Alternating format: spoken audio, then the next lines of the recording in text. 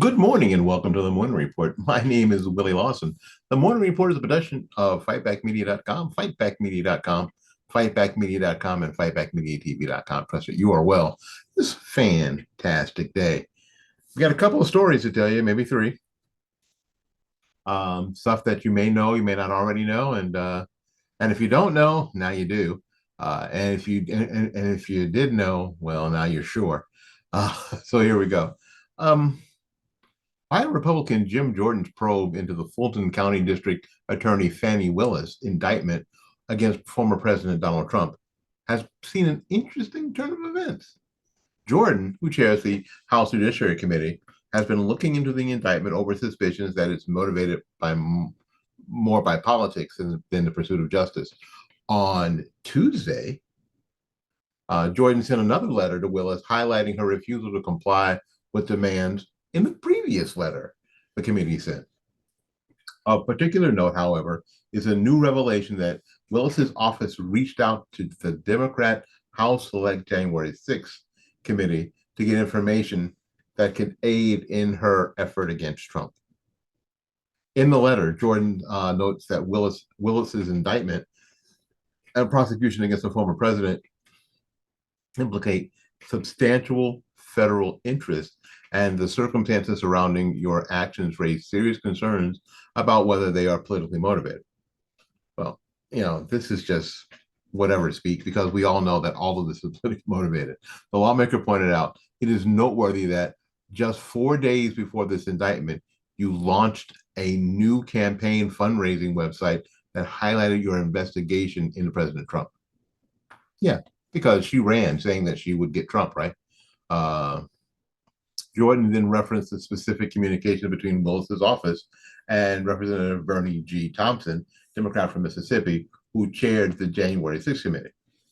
Here's the communique. Recently, the committee became aware of cooperation between your office and the partisan January 6th Select Committee. We are in possession of a letter dated December 17th, 2021, and enclosed herein from you to Representative Benny G. Thompson, chairman of the partisan January 6th committee, requesting access to congressional records that may be relevant to our criminal investigation. Specifically, you asked Representative Thompson for access to records, including but not limited to recordings and transcripts of witness interviews and depositions, electronic and print records and communications, and records of travel. You even offered that you and your staff were eager to travel to DC to meet with investigators in person and receive these records anytime between January 31st, 2022 and February 25th, 2022.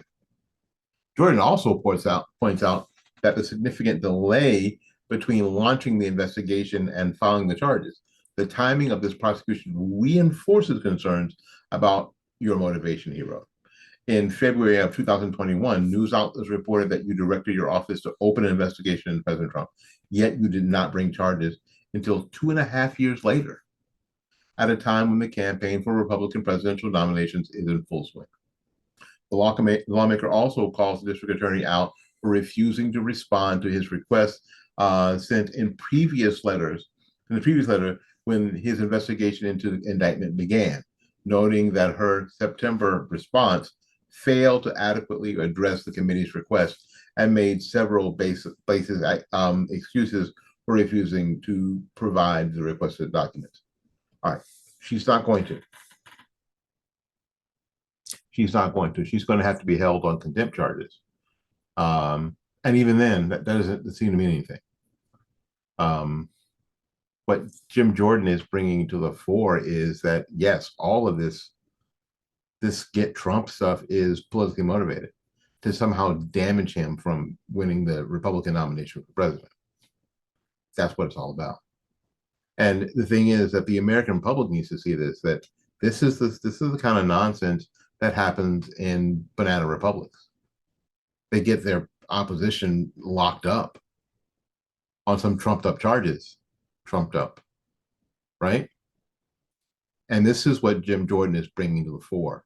and that's what he's bringing on the floor. And he's got, and the thing is that Jordan has the receipts. Jordan has the receipts. Well, that's what this is really all about. Um, this article is from Red State, written by Jeff Charles, who's the host of a Fresh Perspective podcast. He is a contributor for Red State, Newsweek opinion, and also has a Substack called Chasing Liberty. He's a freelance writer and a political contributor and a guest of this program more than once. So you want to check out his writings and his podcast on A Fresh Perspective. You go ahead and Google that, and that'll take you to my friend Jeff Charles. All right. Take a little break. We'll be back right after this. What's going on, Tampa? Jeff Dow from JD's Pressure Washing here again, and we wanted to share something really cool with you that we're going to be doing that you can be a part of. Tampa is home to 21,000 veterans. We all love our vets, and being one myself, we wanted to find a way that we could give back. So here's what we're going to do. For every 10 jobs that we do that are $300 or more, we're going to do one veteran home for free. Now, when I say home, we're talking house wash, driveway, sidewalks, and perimeter fence if they have one. So I need your help with exposure on this so that we can get the jobs that we need as well as the veteran homes to clean, which is going to be a total surprise for them. We're going to show up, knock on the door, and let them know right then and there in the moment what it is that we're going to be doing for them. It is going to be pretty cool. And here's a bonus offer for all of you who help us with this. We're also going to offer 15% off all cleaning that's over $300 just to say thanks. So if you could do me a huge favor, like, comment, and share this video so that we can get the word out and start cleaning homes of veterans right here in Tampa. Oh, welcome back. You remember how I keep telling you that somehow media and political entities often anymore try to create this air of inevitability?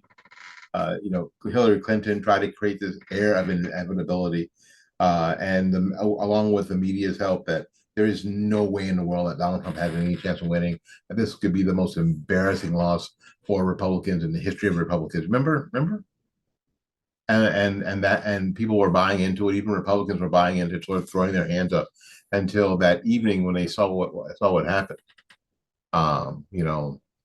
We saw from all over the media, people just flipping out as Trump won state after state after state after state. So much, in fact, that this couldn't be true. There had to be some sort of Russian collusion. Okay, no Russian collusion.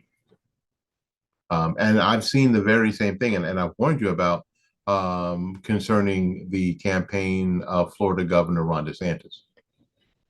Now, we're just weeks away from the January 15th Republican Iowa caucuses, the first nominating contest in the country to kick off the primary season.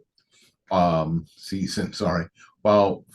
former and potentially future President Donald Trump remains in the lead in Iowa, according to the polls that we see, Florida Governor Ron DeSantis is still giving him a run for his money. Over the weekend, Governor DeSantis completed his 99-county tour of Iowa. Holy crap. Well, there's nothing halfway about the Iowa way to greet you if we greet you, which we may not do at all. Over the weekend, he completed that tour, earning praise from Senator Chuck Grassley, Republican from Iowa. DeSantis not only has the endorsement of the state's governor, Kim Reynolds, and the family's lists Bob Vander Plaats, but of 42 state legislators. That's 8 times the amount of the former South Carolina Governor Nikki Haley, and twice the amount that Trump has, according to a DeSantis campaign official.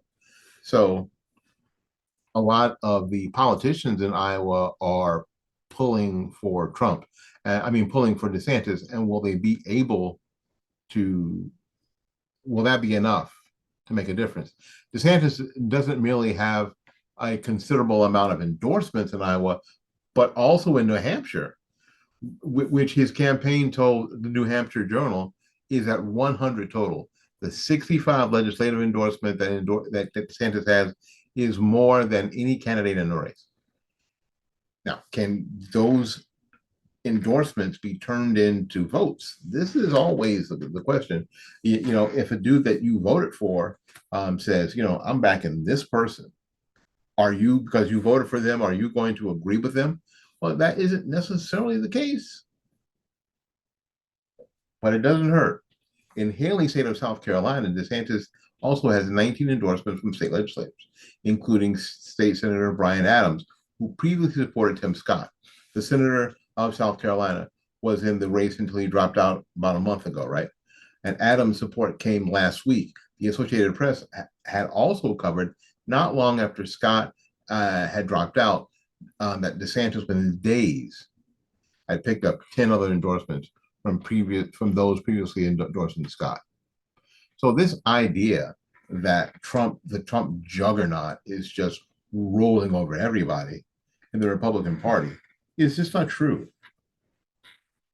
President Trump has his work cut out for him. And right now, the word is that he's not going to show up for the fourth debate. We'll see. We'll see. I thought it was. I think it's a bad move that he's not there. That he's not making his case. I think that it's a bad move to take the votes of any American for granted. It's truly a Democrat thing. So we'll see. The Trump campaign has continuously gone after DeSantis. Why? Because he goes after the people that are close to him, that can actually beat him. He goes after them hard, as well as now Haley in recent weeks as well. DeSantis will take the stage. DeSantis will take the stage on Wednesday night at the fourth RNC debate, this time in Tuscaloosa, Alabama. He also debated, which I'm sure he'll get roundly booed for. Oh, side note. Just recently, yesterday, Ron DeSantis suggested that the state legislature take $1 million out of the Florida State University budget and let them use that money to sue the college football playoff committee. That's just a side note. Yeah, so going into Tuscaloosa, he'll probably get roundly booed, but it's all good. He also debated Governor Gavin Newsom, Democrat from California, last Thursday for Fox News, the great red and blue state debate moderated by Sean Hannity, during which he had many memorable and successful viral moments, such as when he held up a map tracking human feces in the streets of San Francisco. And at that point, I think Governor Newsom's wife said, "Yeah, we've had enough. This is going long. It's time to go. We got things to do." As Scott highlighted on Monday, DeSantis also appeared on Fox News' the Ingram Angle, the Laura Ingram show, where he once more called on Trump to debate him one-on-one, a request he first made while speaking with Hannity following the second debate at the end of September. Just as he did not appear in the previous three debates, Trump is not expected to appear at the fourth debate.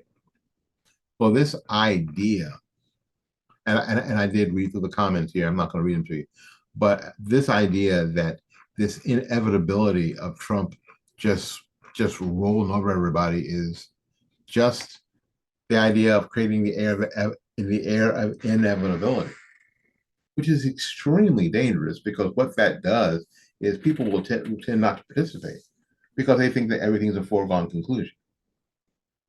Like Alabama getting into the college football playoffs. Why bother to play the games if you're just going to put Alabama or Georgia in anyway, no matter what, even if they're not undefeated? Boy, that's gnawing at my neck. I'm going to tell you, I ain't going to lie to you. Anyway, we'll see what happens in January. And even if Trump wins, is the race over? Not necessarily. And we'll talk more about what the Iowa caucuses actually are. It isn't a primary like you're thinking. So we'll talk about more what that is and what that actually means, as opposed to what you're going to be told it means. And that's very, very important. All right, we got to get out of here and make room for somebody else. So until we see you again, go out there and learn something, love somebody, and for goodness sakes, and I mean this from the bottom of my heart, y'all take care of yourself. Take care of yourself. We'll see you when we see you. Bye-bye now.